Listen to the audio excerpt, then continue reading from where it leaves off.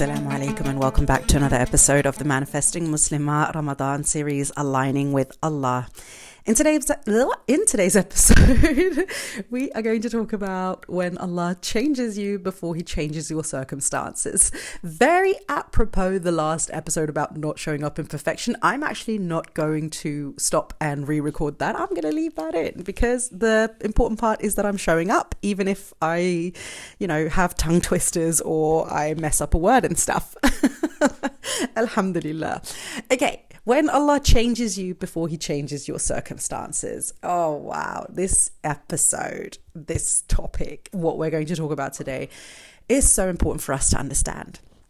Because many of us, quite often, when we're asking Allah for something, when we are seeking something, even when we're seeking something from Islam to give us something, some ease, some calm, some whatever it might be, like ease of hardship, blessings in this world, one way or another. Quite often we see the blessing and the arrival of the blessing being the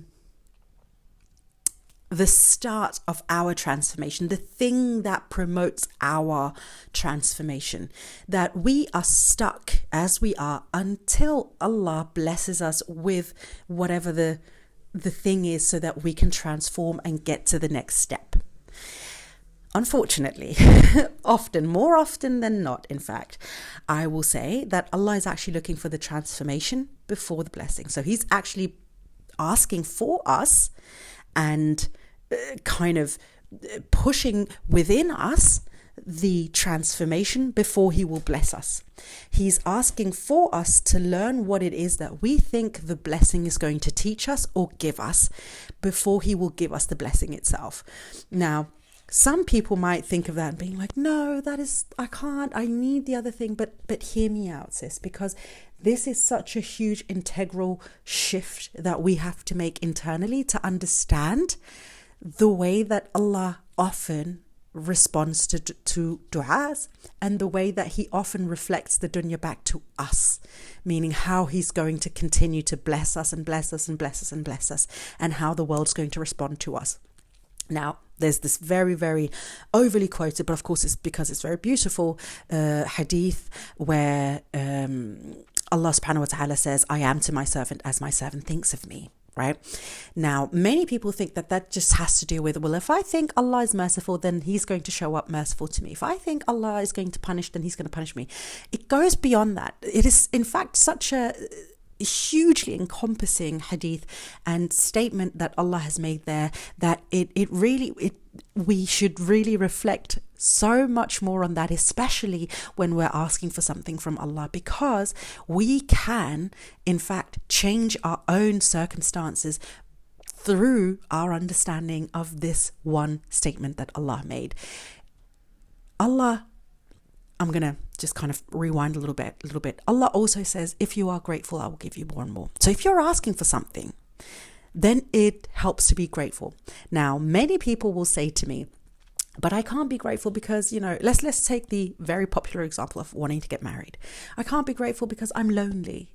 Like, how can I be grateful for what I have now? I still live at home with my mum and dad, or maybe I live alone in a studio apartment and I'm struggling to pay my bills, and all my friends are married with children and that's all I want, and I just feel really miserable in my life. What is there to be grateful for?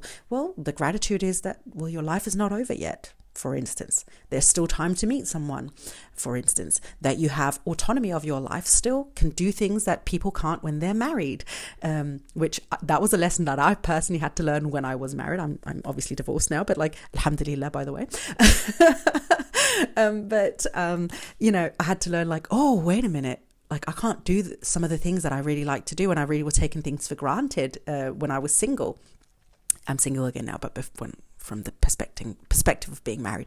So there are many things to be grateful for when you are single still, that you can do things and explore things and take risks and whatever it might be that you can't when you're actually married, because there's another person, at least one other person to take into consideration. But quite often it's not just that person, it's also that person's family. Maybe you have children together, maybe they have whatever else, their job to take into consideration, whatever it might be. And so often when we are looking for the blessing to transform foremost, we actually need to look at, what do I need to transform within myself in order to receive the blessing? Okay, this shift internally, this understanding internally makes it so much easier for us to relate back to Allah in moments when we feel very distant because Allah hasn't responded to our dua yet. When we feel like there's a delay, when we feel like we're still waiting, when we feel like Allah is ignoring us, when we feel like we're making the dua, everybody else gets it but me. And so now we're starting to feel resentment, we start to feel ignored, we start to feel like Allah doesn't like us or doesn't love us and doesn't support us. Maybe we're asking for the wrong things, whatever it might be.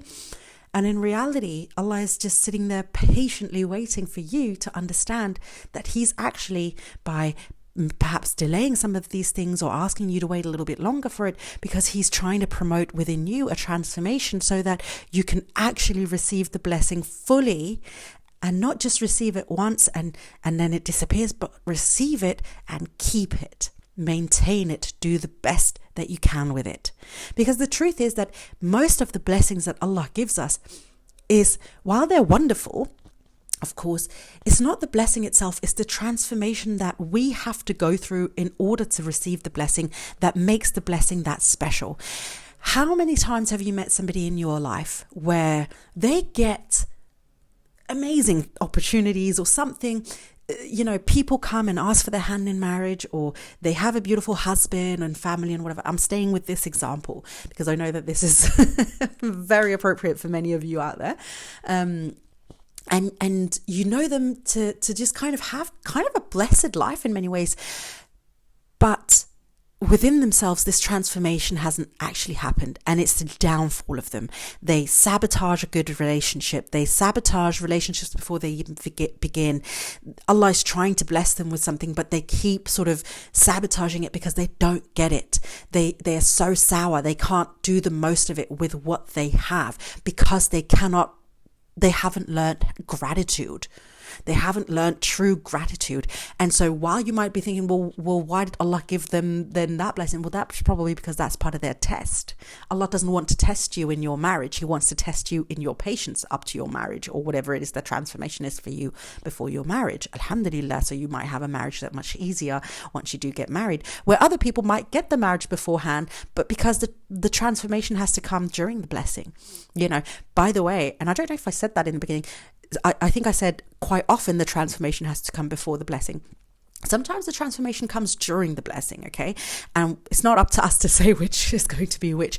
Neither one of them is particularly better or worse than the other, by the way. It is just however Allah decides for it to be for any one of us, because He knows us better than we know ourselves, right? So if Allah is choosing something for you, whatever it might be that you have to wait, it's going to come later or it's going to come earlier, you have to figure out, okay, Allah is giving this to me because He's wanting me to transform within it and learn as I go, or He's asking me to learn before I receive it. And so now I have a duty and a responsibility to show Allah that I can have this transformation before He blesses me.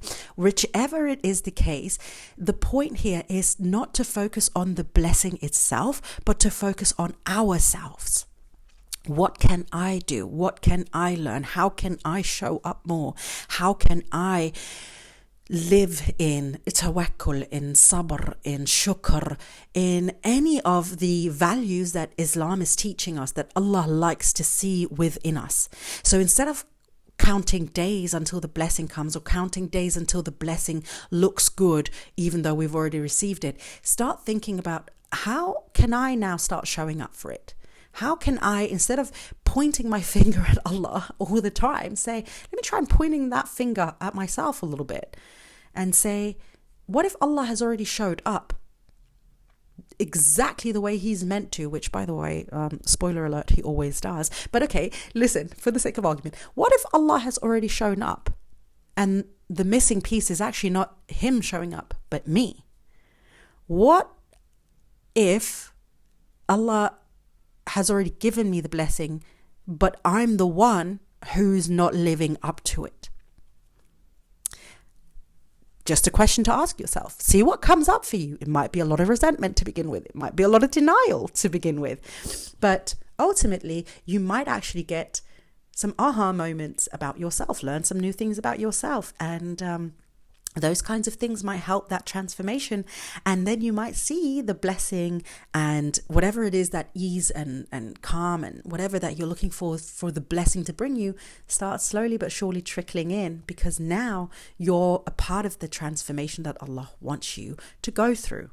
So when Allah changes you, it is not because He says that anything is wrong with you or whatever. It's because He's preparing you for the blessing. Okay, He's preparing you so that you can actually enjoy it and get it to the best of your ability, but also so that Allah can be proud of you when you get it, so that it doesn't turn into a test that Allah might not have wanted it to be for you, but that you may have made it to be because you have decided not to transform with it. Okay. So, inner change, sometimes, quite often, but not always, has to precede the external shifts. So don't look for the externals all the time to validate whether or not Allah has heard you. Look sometimes inwards and say, wait a minute, maybe if the external shifts haven't happened yet, Allah is looking for an internal one instead. And then put a little bit of focus there, and then start watching as everything else starts to unfold for you as well, inshallah. All right, my darling, that is all I had for you today. I will see you, inshallah, in tomorrow's episode. But until then, my darling friend, please don't forget to live in love.